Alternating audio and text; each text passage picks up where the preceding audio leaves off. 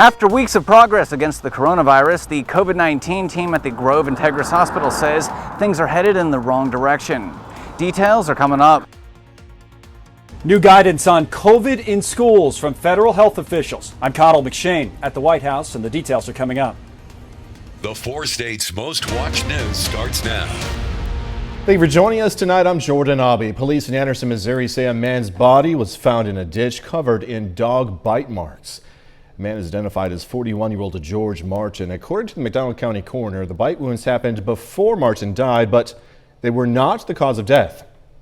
Martin's body was found in front of 100 Lindsay Lane, just outside of Anderson city limits. Authorities are trying to find what dog may have done this. You would think that somebody would want to say, hey, I'm sorry that this happened to you, and we could forgive that.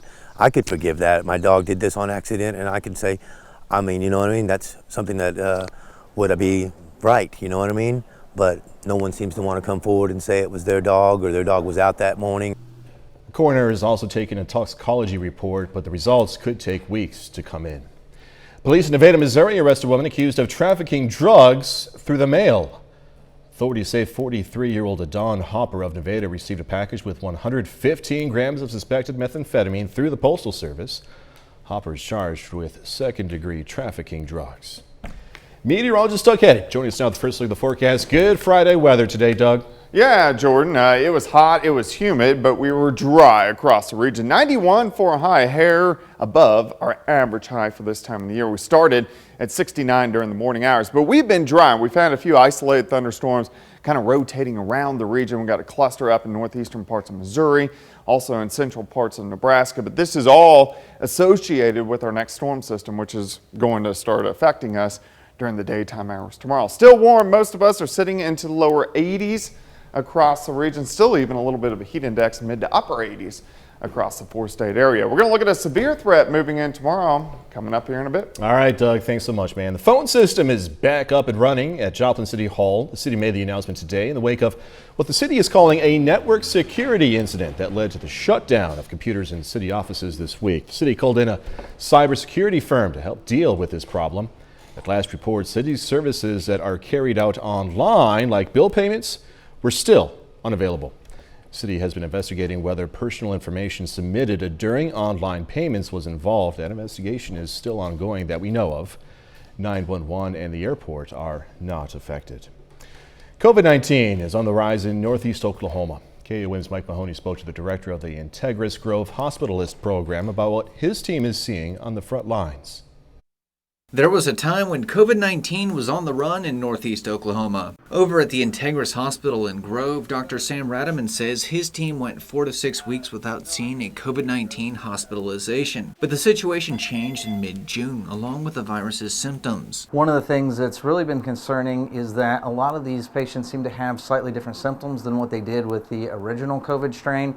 They're getting more headache, sore throat, body aches, just not feeling well, but they're not having those really classic symptoms where they're losing smell and taste. Dr. Radaman says he's seeing these changing symptoms among patients infected with the Delta variant and other strains of COVID-19, and says people aren't getting tested as soon as they should. A lot of patients, I don't think, recognize that they actually have COVID. They think they have just some summer cold, and so they're not getting tested quite as quickly. Dr. Radaman says this recent COVID uptick is dangerous to both young and old Oklahomans. He says Integris Grove is seeing a much higher number of younger patients than they have in the past, and with more severe symptoms, but that's not the only age group who should be concerned. In Delaware County, less than 50% of the people age 65 and older are vaccinated, and that's the really highest risk group that experience COVID. The Integris coronavirus team says the solution is simple: get a COVID-19 vaccination. Dr. Radaman says even though no vaccine is foolproof, the protection they offer and the way they lessen the severity of symptoms if you catch COVID can be lifesavers. These vaccines are extremely safe. Yes, there are side effects, but there are side effects to every medication that you take and truly a lot of foods that we eat. These side effects honestly are less than the problems that you get if you have COVID. In Grove, Oklahoma, Mike Mahoney, KOAM News. The Oklahoma State Department of Health tells us, quote, vaccine hesitancy is a common issue in our rural communities. We don't see it changing anytime soon. and the virus will continue to spread. Hopefully, people are going to realize that the vaccine is working the way it's supposed to by reducing severe illness and hospitalizations. As Pfizer pitches a third vaccine shot, CDC changes its guidelines on masking in schools. Fox Business correspondent Connell McShane has more now from the White House. Girls, how you doing? As the fight to contain COVID grinds on, there's good news for teachers and students. Federal health officials say they no longer have to wear masks in school if they're fully vaccinated. The big change to the current CDC guidelines reflecting growing vaccination rates nationwide. But the CDC also says the guidance is flexible, allowing schools to set their own protocols, and some may choose to continue requiring masks. It can be difficult for a school to either document the vaccination status of their students, teachers, and staff. And so in that situation, they might decide to do universal policies. The announcement came just a day after Pfizer said they want regulators to authorize a vaccine booster, which would be taken about a year after the second shot. But the CDC and FDA both say boosters are not needed at the moment. And the feds are focused on making a big push to overcome vaccine hesitancy, especially with the Delta variant now spreading more quickly than anticipated. Studies are showing that this has been a more effective vaccine than other vaccines we have used for years and years. The White House is also standing behind a grassroots plan to go door to door to get folks vaccinated, pushing back on critics who say it's too invasive. The people that haven't gotten vaccinated just don't have a lot of trust in the government, and I certainly understand that. The CDC is still recommending 3 feet of social distancing in school classrooms if the space allows for it. At the White House, Connell McShane, Fox News. Southwest Missouri Bank announced the recipients of the Quarterly Grants. This is the second year of the grants issued through a trust set up by the late Bob Corley.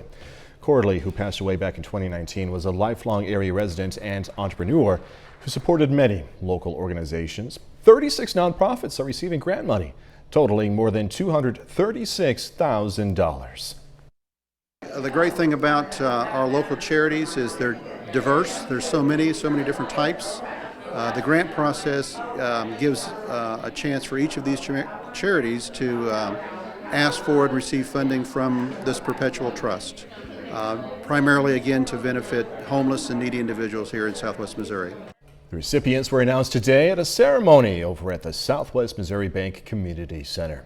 So if you're a bike, truck, or classic car enthusiast, there might be a spot for you over at Landreth Park this weekend. Mother Road Mayhem Car, Truck, and Bike Show kicked off this morning and continues through to Sunday.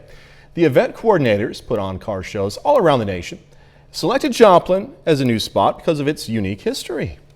So in discussing what was unique about Joplin and the surrounding, he kind of latched on the two kind of iconic things he's landed on is Route 66, the Mother Road, and also the Bonnie and Clyde apartment being here.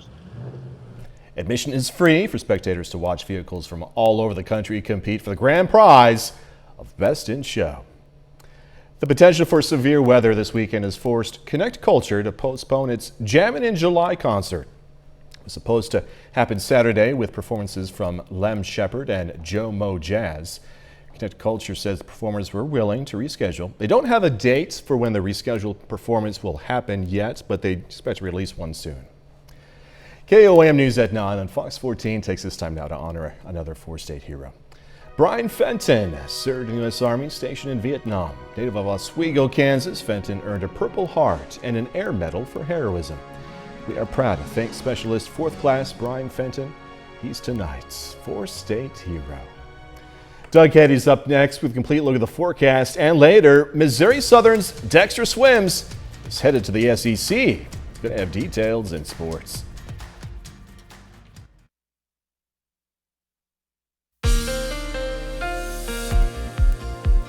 Well, it turned out today, at least, to be hot and humid across the region. Temperatures into lower 90s.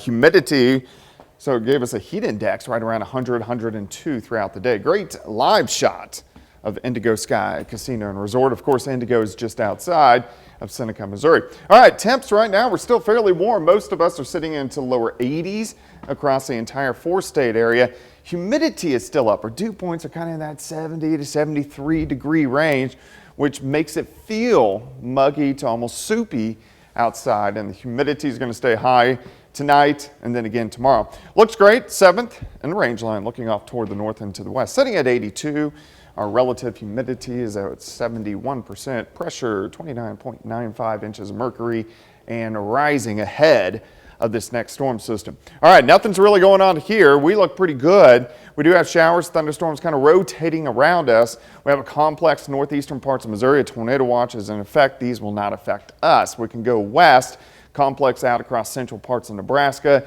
You can see the south winds, the north winds. You got a cold front right here, and that cold front is going to head toward us in about 24 hours. And that's going to give us a pretty good band of showers and thunderstorms. But we're still going to watch those in Nebraska. A few of those may try to sneak in by morning. So you can see one complex drops in central Missouri. Here's late tonight. We got some scattered thunderstorms in our northern counties, and this will allow some thunderstorms to pop up tomorrow morning. So these are going to be scattered. That means hit and miss, but they are going to be out there through the morning hours. Let's go into the afternoon. Still isolated thunderstorms, but a good chunk of the day is going to be dry and look okay. Temperatures most likely should warm into the upper 80s for highs. 73 to start, 84 by noon, high temp right around 88. A little breezy, southerly winds at about 10 to 20. Tomorrow evening, thunderstorms form in our northwestern counties and then plow through as we go into the evening hours. I think most of these guys will be out of here by midnight, but these could pack a punch, strong to at least low-grade severe as they work through. And then we look pretty good tomorrow night. Then on the back side of this system, we're going to get some pop-up scattered thunderstorms as we head into Sunday afternoon, but I don't really see these producing severe weather across the region. Severe threat, everybody, for us tomorrow, at least a low threat. Timing, we're going to say 5 p.m. until about 11 p.m. I'm going to keep the tornado threat low, but if we get severe weather, the main threats are going to be large hail, gusty winds, and also heavy amounts of rain across the region. We got to see where the storms kind of line up, but I'd say on average, most of us get a ½ an inch to an inch of rain with this next band of showers and thunderstorms. So we're going to make tomorrow an alert day. Just want to pay attention as we could get some pretty good storms in here during the evening. 88 tomorrow, cooler Sunday, 81 Monday, 84, back into the 90s most of next week. That wind was kicking up this evening. Yeah, and it's really going to continue tonight and tomorrow. Okay, Doug Hetty, thank you. Coming up, trying to create more competition. President Biden says he's taking on big business to help the little guy, signing a sweeping new executive order. I'm Caroline Shively in Washington. I'll tell you what's in there coming up. Monday. Tyson's chicken recall has expanded by a lot. Yesterday, new product dates were added to the list of frozen foods that may have been exposed to listeria. The recall now includes nearly 9 million pounds of chicken.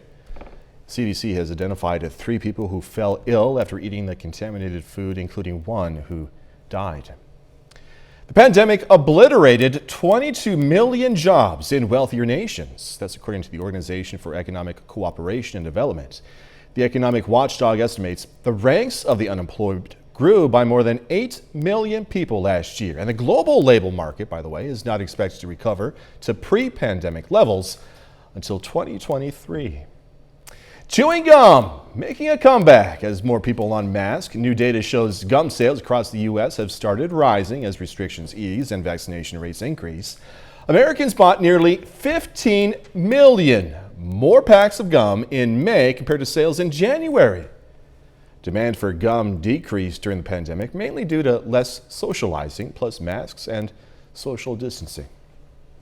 President Biden wants to rein in big businesses, including big tech, with a sweeping executive order aimed at fostering more competition across the economy in a bid to level the playing field for workers and consumers. Fox News correspondent Caroline Shively reports now from D.C. President Biden is taking aim at big tech, manufacturing, healthcare, and other industries where he believes too few companies have too much power. The president signed an executive order Friday, ordering more than a dozen federal agencies to foster competition in the sectors they regulate. The heart of American capitalism is a simple idea: open and fair competition.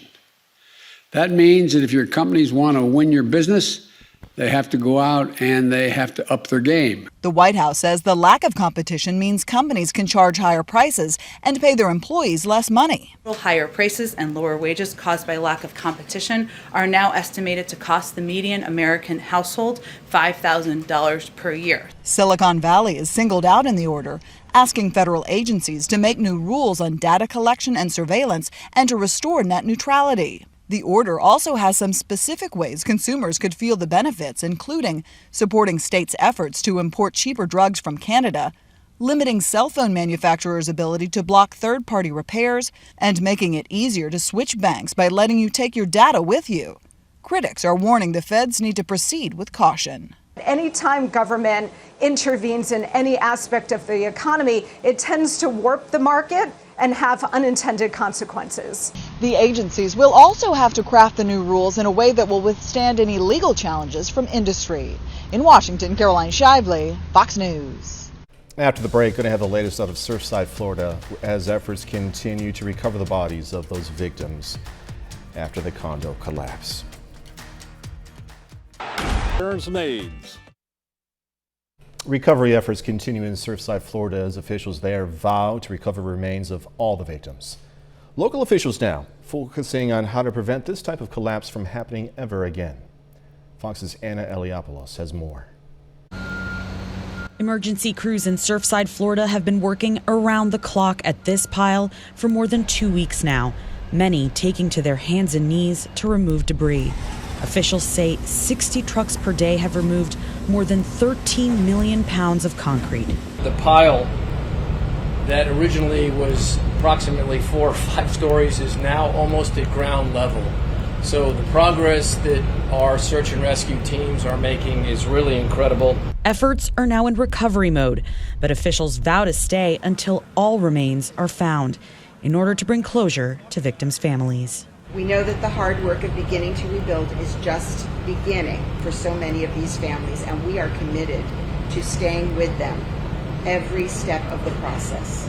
Every step. We will not leave these families. Search teams are also working to retrieve personal items like photos or documents in hopes of returning them to survivors or families of the deceased. That would bring a little bit of hope and kind of a something for them to remember and something for them to hold on to. Meanwhile, the town of Surfside taking steps to ensure this tragedy never happens again. An engineering consultant is recommending all multi-story buildings hire engineers to study their foundations and use ground-penetrating radar to analyze concrete and steel that make up the building. Surfside Mayor Charles Burkett says the recommendations should be followed regardless of the building's age. Anna Eliopoulos, Fox News. Up next, Oreo expanding its selection. Yeah, going to learn about 2 new flavors of this popular cookie. Good news here for the animal kingdom. Giant pandas are no longer classified as endangered. Yay! Chinese officials say the classification was downgraded as the population in the wild reached 1,800. Experts say decades of China's conservation efforts, including the expansion of habitats and reserves across several mountain ranges, helped save the species. Pandas will now be reclassified as vulnerable. China considers the iconic pandas a national treasure. Oreo is rolling out 2 new flavors of its cookie sandwich this summer, and they're good. They are so good, at least in my opinion. The first salted caramel brownie will reportedly hit shelves later this month. It's going to have 2 layers of cream, including caramel cream and brownie flavored cream. And that right there, apple cider donuts, will be released in August. The cookies will reportedly have apple cider flavored cream with golden Oreo cookies. Can you imagine having that like in the fall, especially with some apple cider? 30 more minutes, news, weather, and sports coming away. Horse trainers of all experience levels meet up in Carthage, Missouri for a horse show. Also, some lawmakers say enough is enough and are asking for enforcement against political displays at the upcoming Olympics. A group of House Republicans are taking action to try and prevent Olympic athletes from protesting in Tokyo. Fox News correspondent Chad Pergram has more from Capitol Hill.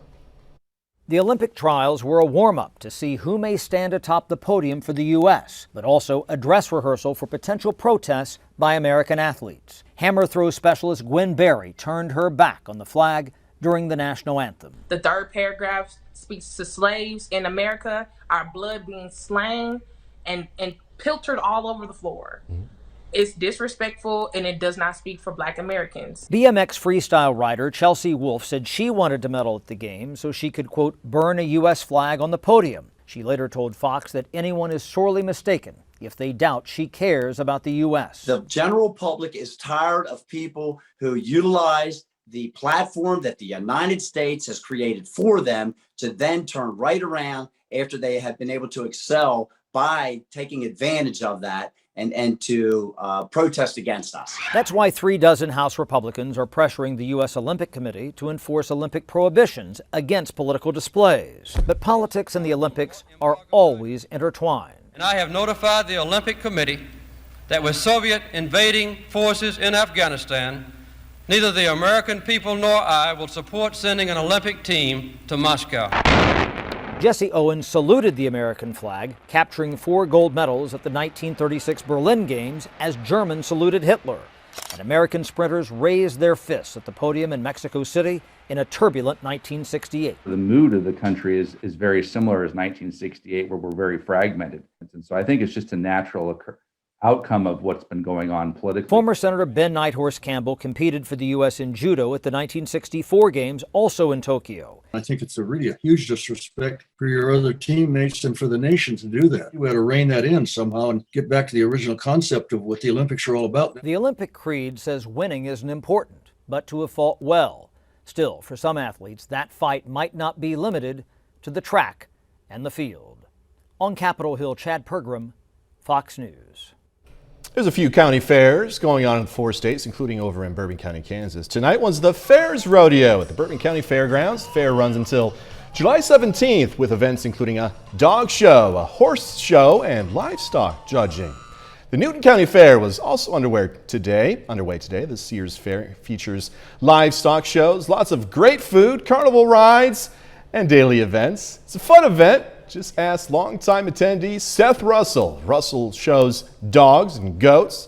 It takes a lot of work to get them all prepared. I really love going here. I mean, it's been something I've done most of my life, and it feels great because, sometimes, it's hot and you have to do work, but that's just a part of, having animals and living on a farm and going to a show. And I really enjoy doing this, and I say I'm really happy about this. Just to reiterate, we're talking about fairs, not underwear. It was a blub. I'm very sorry about that. Tonight's not my night. You can find a list of upcoming county fairs on our website. That's KOAMNewsNow.com. Once again, fairs. A horse show in Carthage, Missouri brought together some of the area's most experienced horse trainers with others still learning the ropes. The Ozark Quarter Horse Association hosted the show at Lucky J Arena. There are 3 classes of entrance: youth, adult amateur, and open, which is open to adult professionals. One professional horse trainer says there's a good way to see if there's interest in learning how to train horses.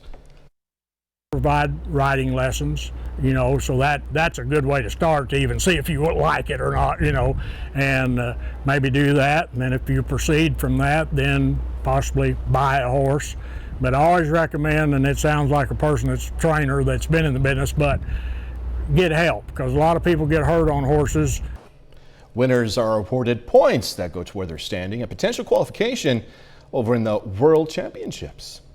The wreckage from one of the country's worst airline crashes will soon be digitally scanned into a 3D model before it's scrapped for good. Nearly 2.5 decades ago, TWA Flight 800 took off from JFK Airport in New York, crashed on Long Island, killing all 230 passengers on board. Now, for years, the NTSB has preserved what's left of the airplane as a training tool. But this fall, they plan to scan and create a 3D image of it before dismantling it. Investigators believe a mechanical failure was to blame for the crash. The decommissioning of the wreckage is set to happen this fall. What's left of Elsa is threatening to cause heavy flooding across the Northeast. Part of the region already seeing drenching rain ahead of the storm's arrival. Fox News' Janice Dean has more. Elsa gains speed as it moves further along the East Coast.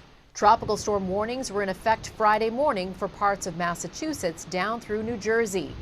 The National Hurricane Center says up to 4 inches of rain is expected for eastern mid-Atlantic states up through New England. Much of this area remains at risk for flash flooding and tornadoes. We're more concerned about inland flooding and roadway flooding in the inland areas with 2 to 4 inches of rain coming down at a rapid pace. And then obviously any power outages that may occur. In New York City, heavy rainfall submerged subway stations ahead of Elsa's arrival, forcing some commuters to wade through waist-deep water. The heavy rainfall catching many people by surprise. I had a poncho, but it didn't help. The shoes are still wet. The storm also knocking over plenty of trees and power lines along its path. Around 24,000 homes and businesses reported power outages Friday morning. Further south, people in Georgia are cleaning up after tornadoes tore through the state. A tornado touching down at a naval base in Georgia Wednesday night flipped over multiple RVs. People staying at the park now trying to recover their belongings. Some rings that belong to my parents. I don't know that we ever will. Elsa was the first hurricane of the 2021 Atlantic season, which runs through November. In New York, Janice Dean, Fox News. A bit later, going to meet a historic winner of the Scripps National Spelling Bee, who also has several other impressive talents. If I crave something, we're going to Sonic.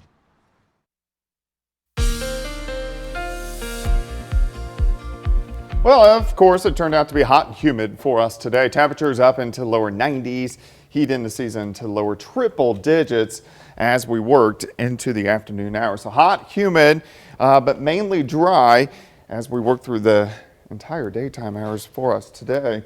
And it looks like we're going to continue to see that through the overnight hours tonight. Then some changes. Looks good. Indigo Sky Casino and Resort, of course, Indigo just outside of Seneca, Missouri. Still, it's fairly warm. Most of us are sitting into lower 80s.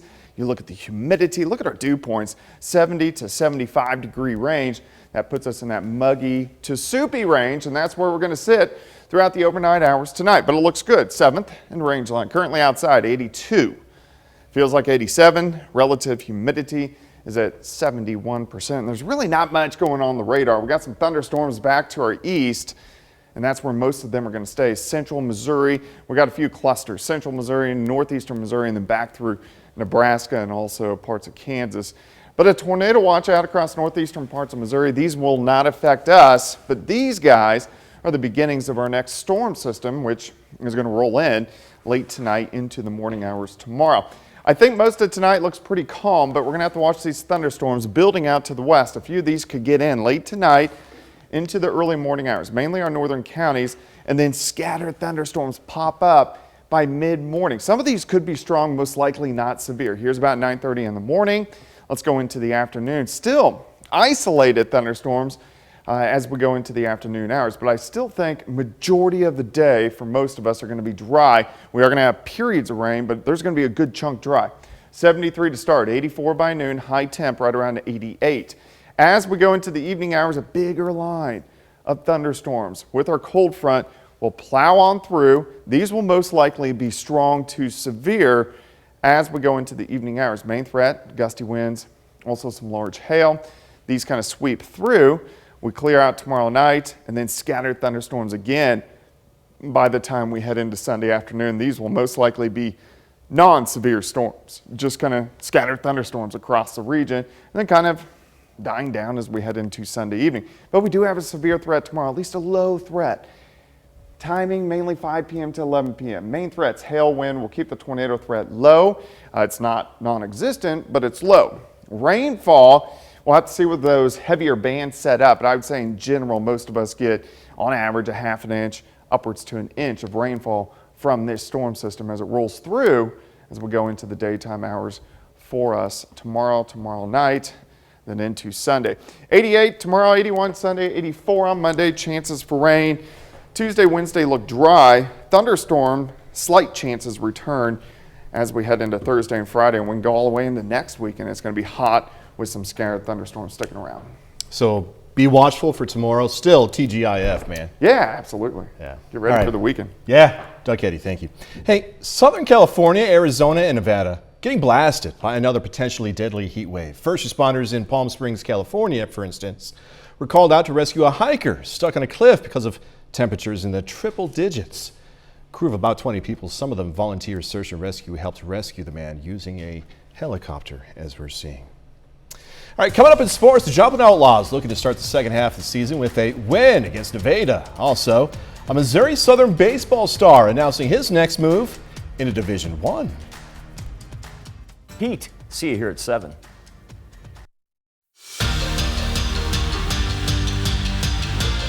The second half of the season starts tonight for the Joplin Outlaws. The Outlaws are 11-11 through the All-Star break, sitting in first place in the Mink League South Division.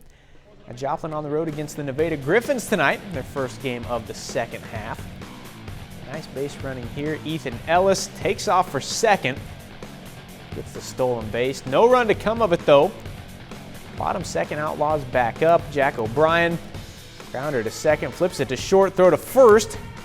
Gets the out for the double play. Game still scoreless. In the next inning, O'Brien strikes out 2. He gets 3 strikeouts in the first 3 innings. The Griffins, though, come alive in the fourth. 8 runs in the inning right now. Nevada leads it 11-6. Well, St. Louis Cardinals have just 3 games left until the All-Star break. The Cards hit the field today for an afternoon game against the Cubs in game 1 of their 3-game series. St. Louis 2 games under 500 coming into this one. They're 43-45. Jock Peterson to right with the bases loaded. Dylan Carlson almost makes the grab, but it pops out of his glove. All 3 runners score. Check it out again. Carlson almost had it, man, but it's 3-0 Chicago. Now it's 4-2 in the 6th. Tommy Edman at the plate, goes to the gap. Look at Jason Hayward, though, tracking it down. Nice sliding grab.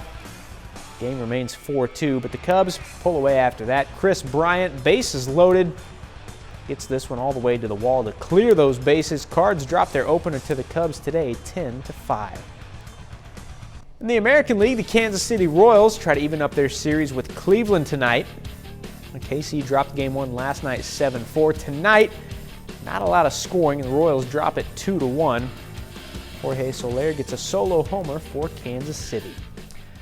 Well, it is playoff time for local Little League baseball. The Webb City 12 and under squad is the #1 seed in the Missouri Little League District 2 tournament. The Webb City up against Springfield in their first game of the double elimination tournament tonight. Now, Springfield strikes first. Hunter Heffernan delivers with the bases loaded. 2-run single puts Webb City in a 2-run hole. Bottom of the first, though, home team answers. Brady Holland, RBI ground out to the right side. That scores Rylan Bell. Webb City on the board. Then Barrett Weller gets the equalizer here, drops it into right to bring Mason Young home. Young gets a solo homer in the second. Webb City right now leads 7-2 in the top of the fourth. Finally, Missouri Southern's Dexter Swims is transferring to Mizzou to finish his college career. Swims made that announcement via social media earlier this evening. The St. Louis product just finished up his 3rd season at Southern, hitting .300 with 14 doubles and 3 home runs. Swims was the MIAA Freshman of the Year in 2019 and a first-team All-MIAA selection that year. And that's a look at sports. We're back with more news after this.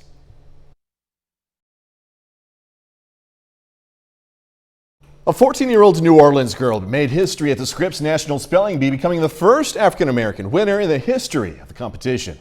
And as reporter Diane King Hall shows us, spelling isn't her only talent. Maria, M-U-R-R-A-Y-A. That is correct.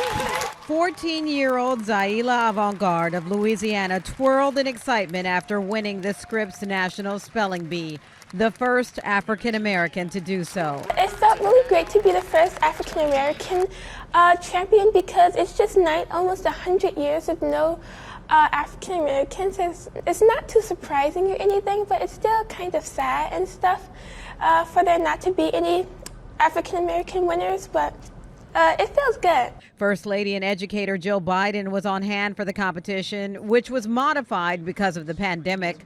Only the 11 finalists got to compete in person. Avant-Garde says she wasn't nervous on stage. It's like a kind of like a dream come true because I've been working towards that goal for like 2 years. I'm proud to name you the 2021 Scripps National Spelling Bee champion.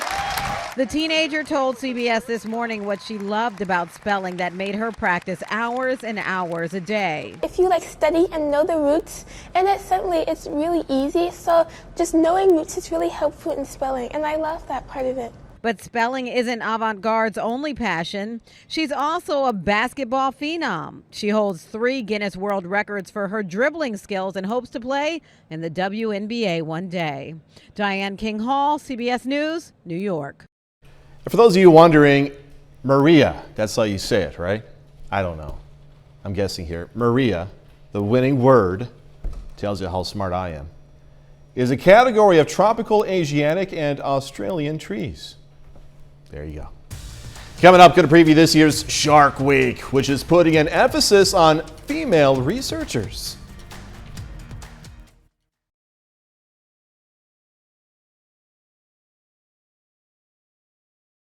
It's Shark Week time of the year with Tiffany Haddish, William Shatner, Brad Paisley, and more joining this time. Here's Fox's Ashley Dvorkin with a preview of the lineup and how scientists hope featuring more female researchers this year will inspire the next generation of shark experts. You guys see that? The 33rd year of Shark Week brings 45 hours of discoveries, celebrities, and fin fun for shark fans in the family. Dr. Toby Daly Engel is featured in Mother Sharker, investigating where tiger sharks give birth. And Tiffany Haddish does Shark Week. Tiffany was actually a really big help. We talked about the different reproductive strategies, and then we went into the field. Dr. Daly Engel says the lineup features more women scientists than ever. Multiple female shark scientists participating in shows this year, along with the first ever celebrity guest host, female of color, Tiffany Haddish. I hope this is kind of starting a new trend where the women are, we're kind of taking over. She adds it's encouraging for the next generation of exploration. Shark Week has sort of traditionally focused more on men, especially white men. And in reality, the people who are doing the work, most of them are women, and that's increasing all the time. And we have many more women of color doing shark biology than people realize because you don't necessarily see it on TV. And audiences' shark fascination just keeps growing. The science that you see on Shark Week is actually contributing to scientific studies that we hope will help us to conserve sharks. Shark Week starts July 11th on Discovery and Discovery Plus. In Hollywood, Ashley Dvorkin, Fox News. And that's our time for tonight. Thanks so much for joining us. Going to leave you with video of a baby giraffe at the Dallas Zoo. Hey, have a great, safe weekend. Let's do this all again tomorrow. See you then.